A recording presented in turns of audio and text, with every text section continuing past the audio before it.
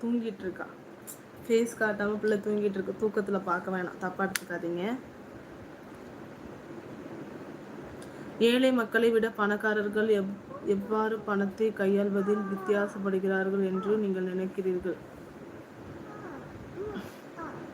பில்லினரி byte 20 Tamil.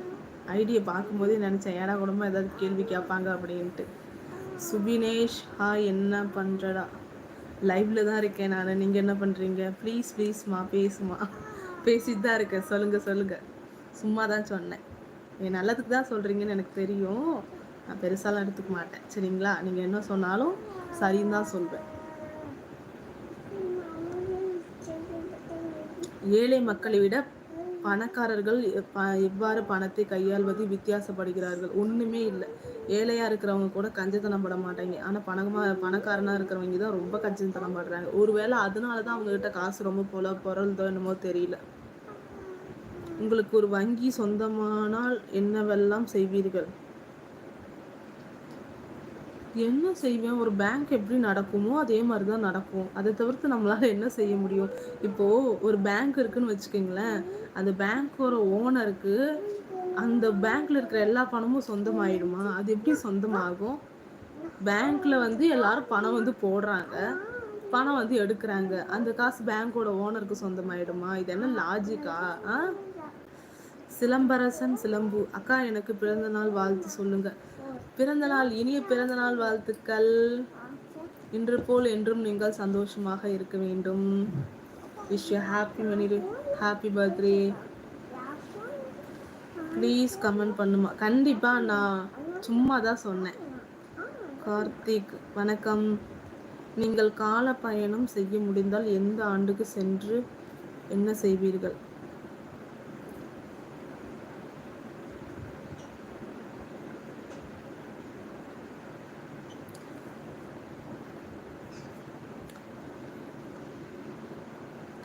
என்ன பார்த்து ஒரு கேள்வி கேட்டாங்க பார்த்தீங்களா?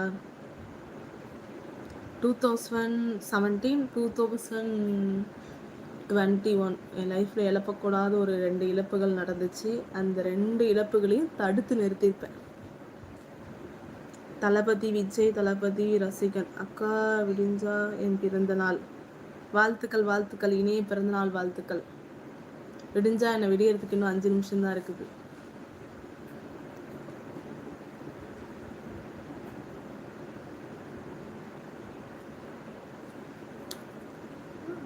ஓகே, லைவ்ல இருக்க எல்லாரும் ஒரு லைக் கொடுத்துட்டு பாருங்க.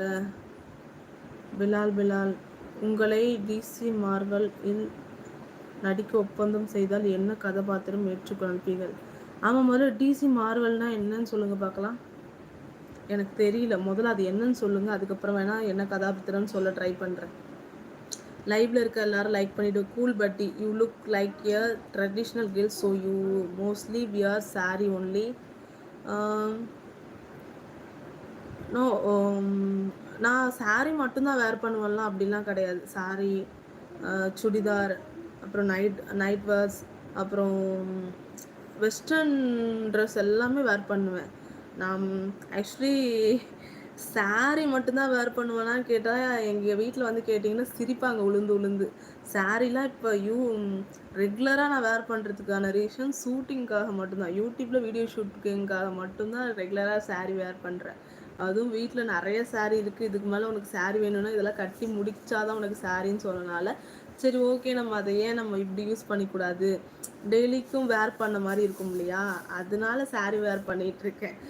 ஆஃப்டர் மேரேஜ்லேருந்து இது வரை கிட்டத்தட்ட எங்களுக்கு கல்யாணம் ஆகி 6 வருடம் முடிந்து 7 வருடம் ஆக போகிறது. ஆனால் இப்போ தான் நான் சாரியே வேர் பண்ணிகிட்ருக்கேன். இவ்வளோ நாட்கள் சுடிதார் மட்டும்தான். குட்டி குழந்தைங்களுக்கு பாடம் எடுக்கும் கம்பெனி. படம் எடுக்கும் கம்பெனியா? ஓகே. கிருஷ்ணால ராதை கேரக்டர் இருக்கு இல்லையா, அது சாரி கிருஷ்ணாவோட அம்மா கேரக்டர் வரும் இல்லையா, அது எனக்கு பிடிக்கும் ரொம்ப, அந்த கேரக்டர். Vasanthraj nighty super.